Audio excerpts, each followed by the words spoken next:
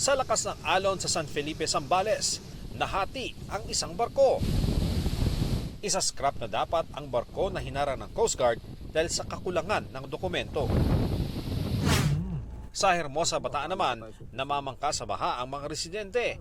Aabot pa sa 3 talampakan ng baha sa ilang bahagi ng Barangay Almacen. Abot tuhod hanggang baywang naman ang baha sa ilang bahagi ng bayan ng Dinlupihan. Sinisisi ng mga residente ang di maayos na drainage system kaya mabagal humupa ang baha. May program na po para po palakihin yung mga drainage system po nila doon.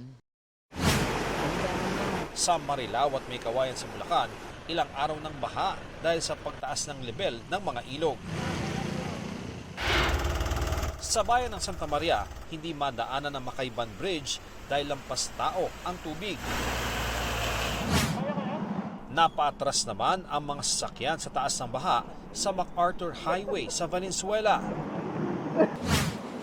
Habang binabantayan ang level ng ilog sa Pasig, natagpo ang palutang-lutang ang bangkay na inaalam pa ang pagkakakilanlan.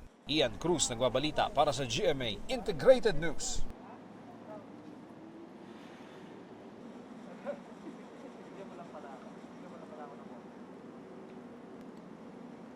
Huwag magpahuli sa mga balitang dapat ninyong malaman. Mag-subscribe sa GMA Integrated News sa YouTube.